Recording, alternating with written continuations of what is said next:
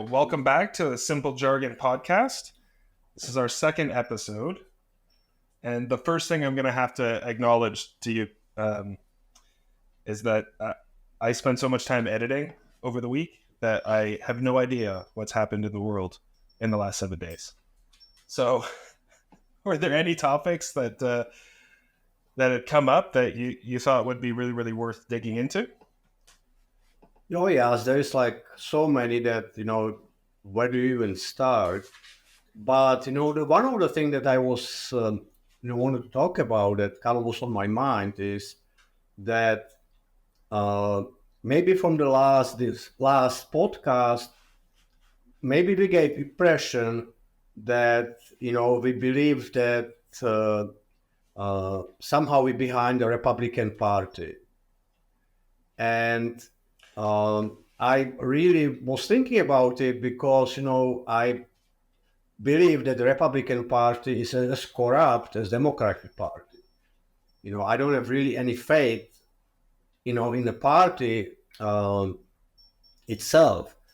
The only thing that I have a faith is there's a few individuals in that party that seem to be kind of voicing some of the concerns that we have. And so that's what, because there's nothing in Democratic Party right now that I cannot even relate, unfortunately, at the moment. And but I'm not behind like a Republican Party. I'm just behind. I like some of those individuals that voice some of the concerns that we have about where the country is heading, when our politics are different, concerns about economy. I share those with those few individuals, but unfortunately, they are in a party that's corrupt, and it seems to be manifesting all the time. So I just wanted to kind of bring it up and kind of, I wonder if it makes sense. Oh, yeah. So when I was going through the footage and I was editing the first podcast that we did, that's something that occurred to me as well, and something that you and I take for granted. We've had so many discussions over the years that we kind of understand when Prometheus, you and I both understand when we're talking kind of generally about, before we kind of dig into that a little bit more, which I think is a really, really good point, because it'll help inform the audience of what our intentions are, especially when we're talking about some of these topics. And yet, like you said, it's easy for us to lean towards more conservative Republican politicians right now that are doing things that we would go, well, thank God someone's doing it. And it's kind of hard to find that in the Democrat Party. I would just real quick like to draw a line between the federal party and politicians and kind of more local state. And by that, I mean, when we paint a picture and say, like, nobody in the Democrat Party is doing anything that isn't corrupt right now, I don't think that's fair. I think that about the National Party, 100%. But I also know that there's a lot of people, like good-intentioned people all over the country, especially locally and in their city, that want to make a difference, that want to address a lot of the issues that are happening. But if you run as a Republican in Sacramento, you're not going to get elected, even locally, right? So like you could have people that are a lot more sensible than what we think of as the agenda of the National Democratic Party at a local level, but they're Democrat.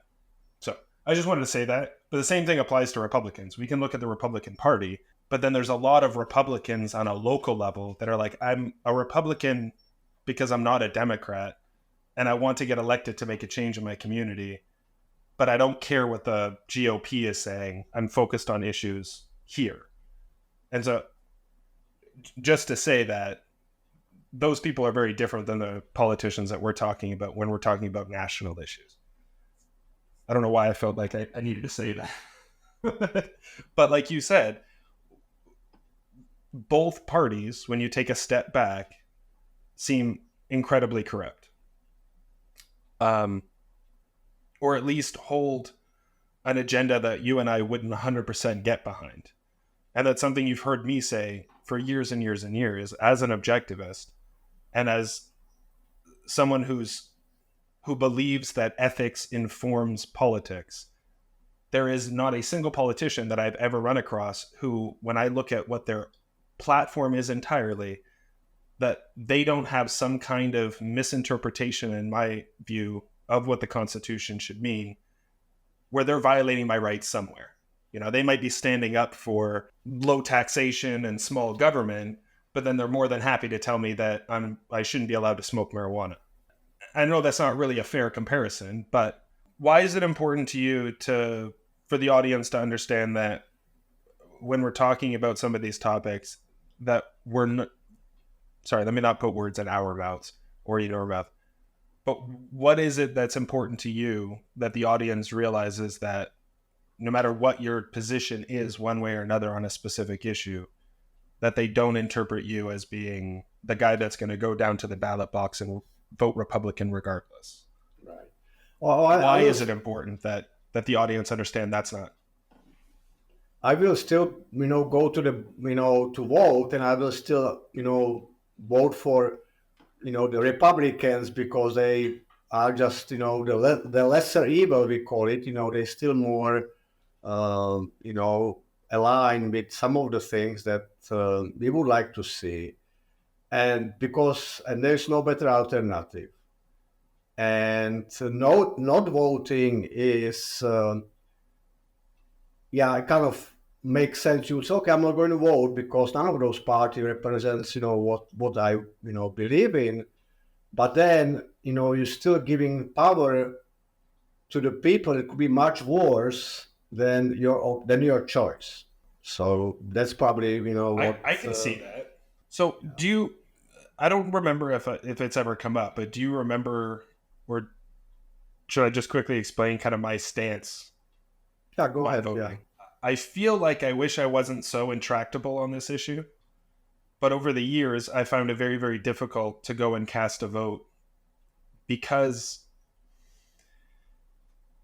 to me, casting a vote for a politician sanctions the actions of that politician.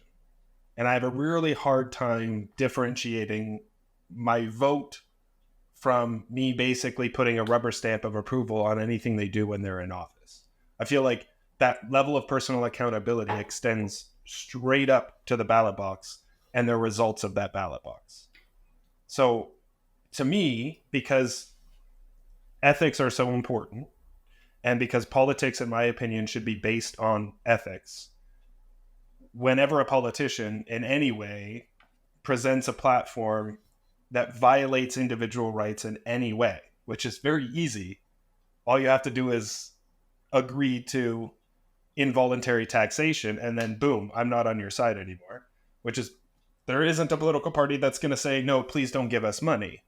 Right? So I've been in a position my entire life where there has not been a political party that when I look at their platform, I don't say, you're literally violating my rights, either my property rights, my right to self-determination, my right to the pursuit of happiness, whatever. If you can't propose a political platform that doesn't violate my rights in some way, then I can't sanction you. The result has been, I think I voted maybe 3 times in my entire life. And they've all been in Canada. And I've regretted every one of them. So, but I also completely understand what you're saying, because it feels like if I'm not casting a vote, then am I not just kind of, what's that quote? The greatest of evil is done when great men do nothing. Something to that effect. It's this idea that like evil is going to happen anyway, but what defines like true evil is when there's no one willing to stand up against it. And that's when real evil happens. That as long as people are willing to stand up against the wrong, then it's never going to spiral so out of control. Is kind of the thing. So I have that idea in mind. And then I also have Ein in the back of my head saying there is no compromise between good and evil. There is no compromise between food and poison.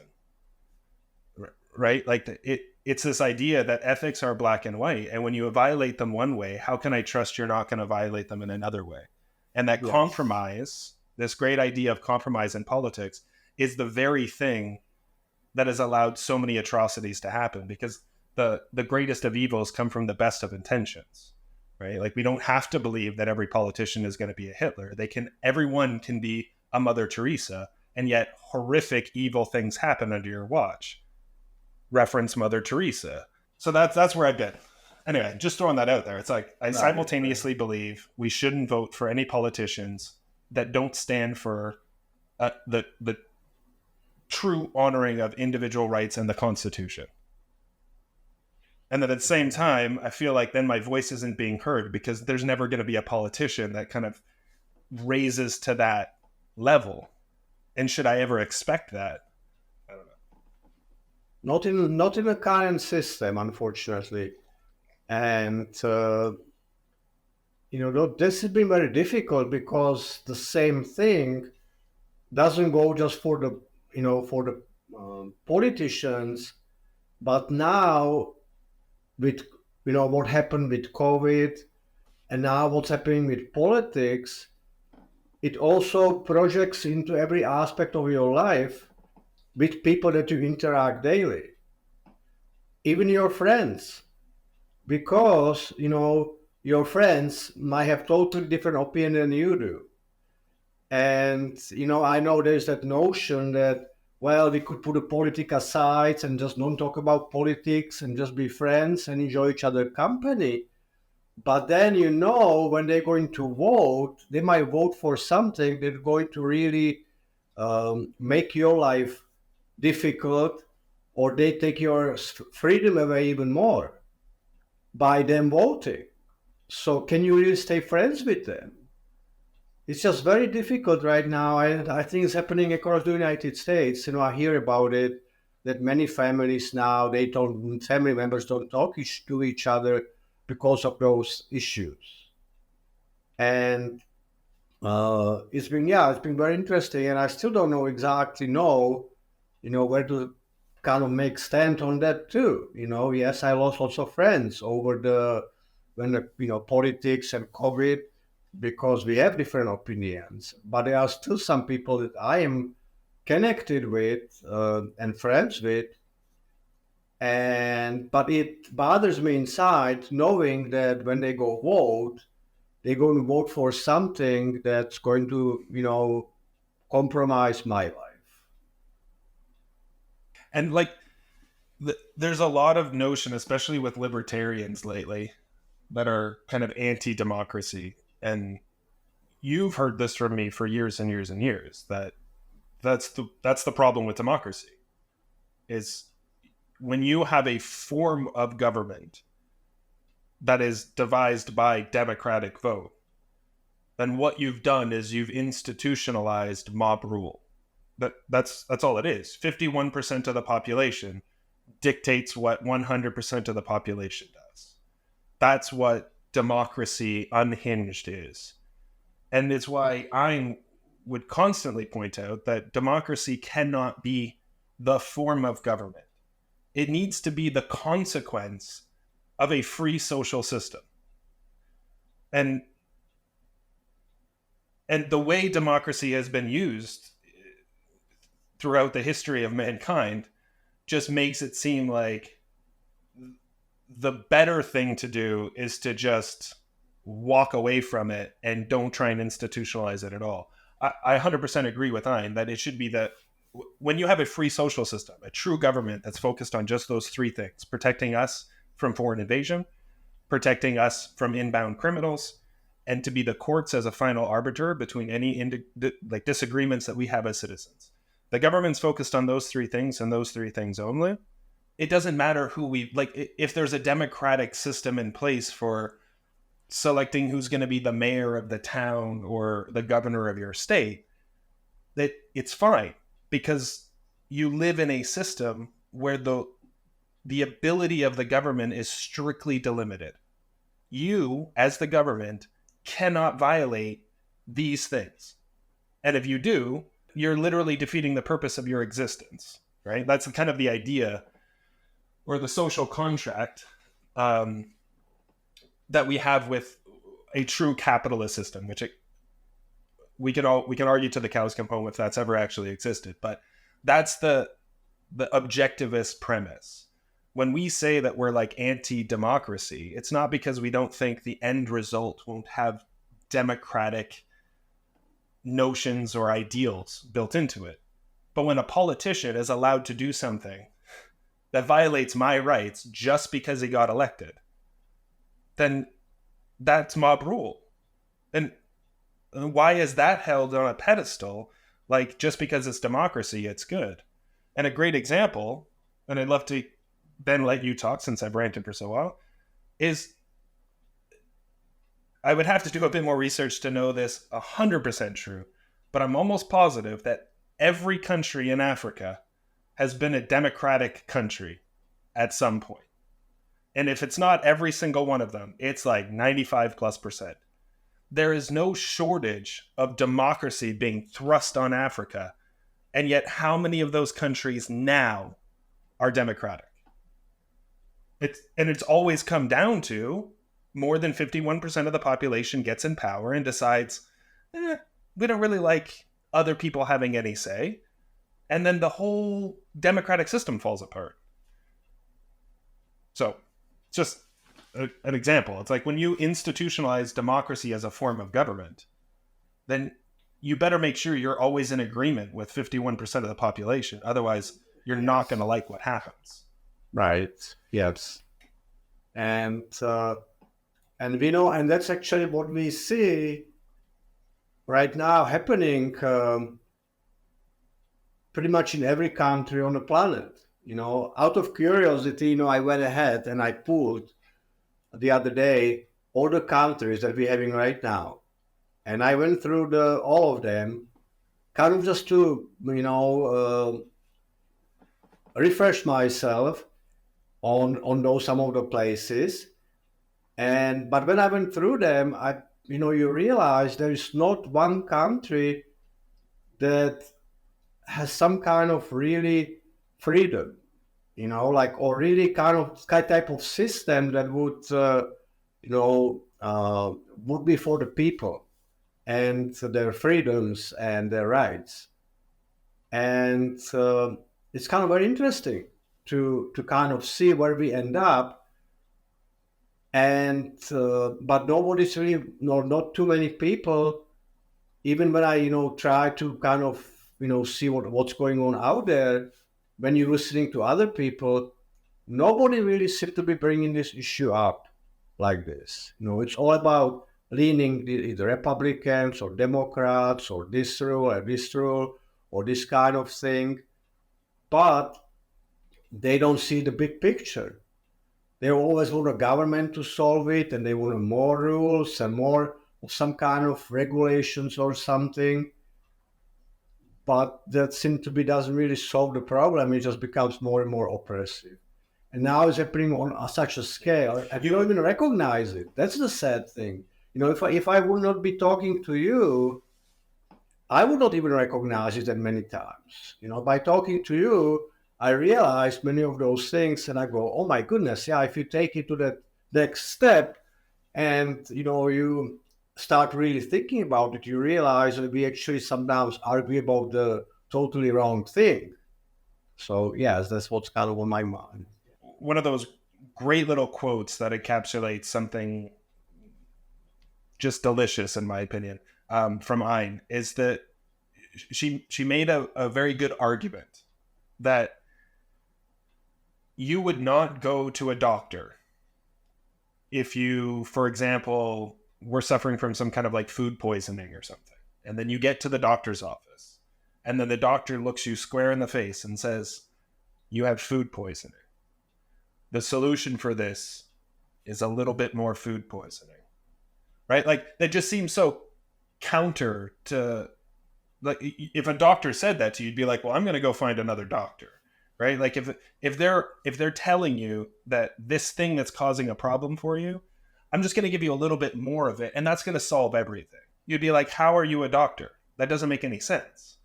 But yet, as a population, we more than willing accept that diagnosis, or whatever you want to call it, that course of treatment from our politicians. We get upset and we rage against a violation of our rights in some way. And then when we say, what's going to be done about this? A politician says, we'll regulate it. So the very thing that told this business or this government or this politician that they're allowed to do that, the regulation in place, we're gonna give you a little bit more of that, and that's going to solve all the issues. We don't take that kind of advice from a doctor, but we take it from our politicians. And that's the thing that just like blows my mind. It's always, let's do a little bit more of the very thing that has caused the issue, right? There's never, anyway, I'm belaboring the point now, but that's kind of one of those, she sums it up so well, so it's easy to take a step back and think. The EPA is a great example. So a politician says it's inappropriate that companies are polluting, right? So then they turn to the EPA regulations and say, how come they're polluting? And the EPA says, well, we have this regulation in place that they're allowed to pollute this much, because we need to be able to make so they can stay in business. Arguably lobbied by that industry or whatever to get that regulation in place. But the regulation exists. The EPA is literally telling them, you can't do too much of this, but you can do a little bit of this. And then when we, as citizens, say, well, the water in Flint is just absolutely a mess, what's going on? The politicians say, well, we'll get the EPA or whatever governmental body to impose some more regulations to help solve this problem. But the problem existed to begin with, because if you're polluting someone's water, you'd bring them to court, but you can't bring them to court because the company has a rubber stamp of approval from the government to do that much damage. As long as they don't go above and beyond that, then they're fine. So you can't even sue them. There's nothing that you can do. You can't do class action lawsuits. You can't do anything because there is a law in place from the government that tells them they're allowed to do it that much. Right. And then when we complain about it, the politician's only solution is, we'll get some more regulation on this industry. Mm-hmm. The regulation is what did it to begin with. If you didn't have any laws that told them they were allowed to do that, the first time someone got poisoned by water, class action lawsuit, that business is out of business. They'd be sued to oblivion because they'd be held accountable for the things that they do to the community and to the environment around them. But they're not, because we have government regulations in place telling them they're allowed to do that. Yes. Yeah. Kills me. Yes, it's just, interesting, subject when you start thinking about it this way. And, you kind of have to rethink everything, pretty much about everything, Now, talking about you missed lots of things that happen is just for the fun. So that San Francisco has a huge issues with homeless and, they living on the streets. Careful, and, Peter. We don't want to get canceled. They're the unhoused. Okay, unhoused. You can't call them homeless anymore. Oh, really? Sorry. Okay. Yeah, right. Sorry. So we have all these issues in San Francisco. Okay. Now, the Chinese president, was visiting San Francisco a few days ago. Guess what they did? They clean up all the streets. They push homeless out. Unhoused out. They clean up all the streets. They washed everything. They made everything. Put Chinese signs everywhere. The red, balloons and whatever to make it look like everything perfect. That kind of took me right back to the Czech Republic, way back. I remember when we were young, and the politicians shouldn't be, flying into our city.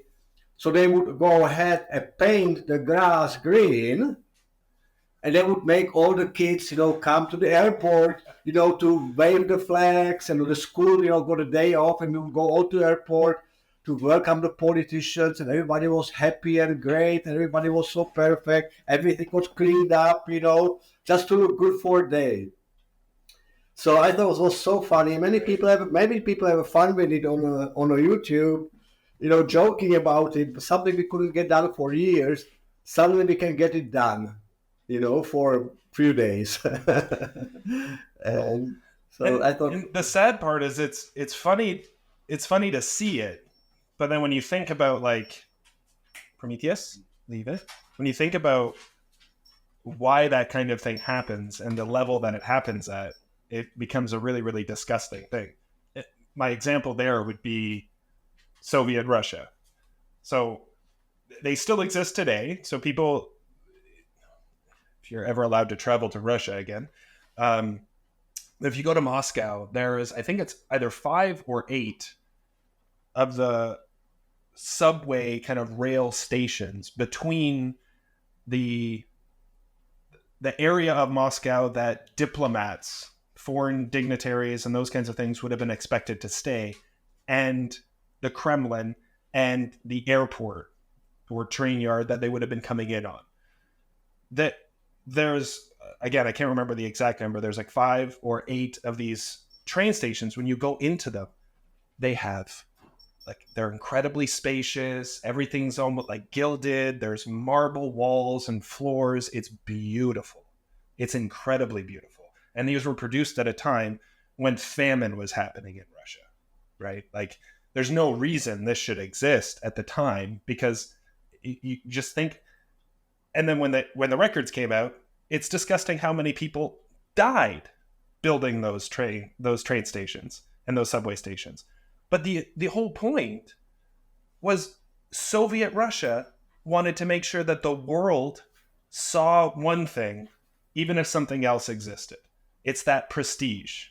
yes. And a capitalist system would have no reason to do that. That would be my argument. But a statist government who cares what the rest of the world is thinking about them, they have to go out of their way to kind of to paint a picture that they want the world to see, because they know that the reality doesn't match that. It just doesn't.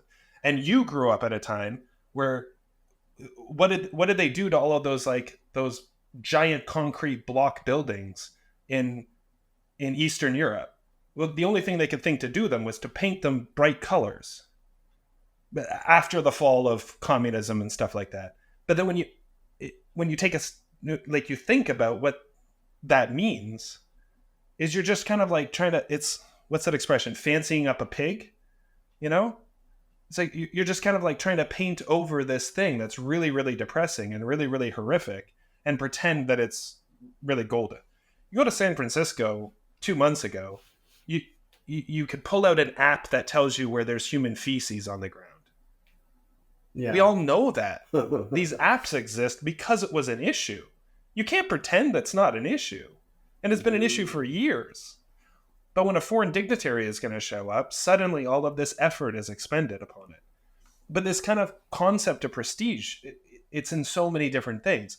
Education is a horrible example of it. In Canada, we educate, I don't know if this is still true now with the statistics since COVID, but all through the 90s, the noughties, and 2010s, you've had this like continual increase in Canada, where their whole intention is to prove that more and more Canadians are being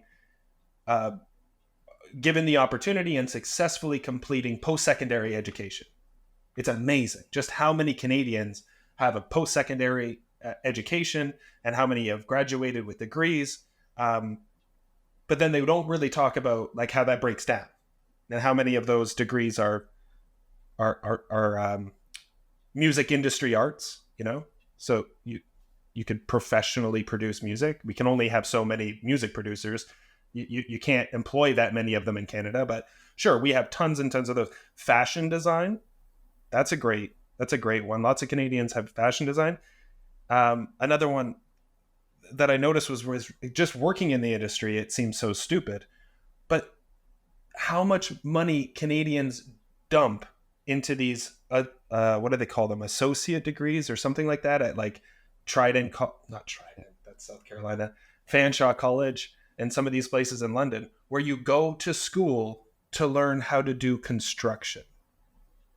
And then you get out of school with a degree that you're technically, maybe you're not in debt, but you've certainly used the government's money, so someone else's taxes to get it.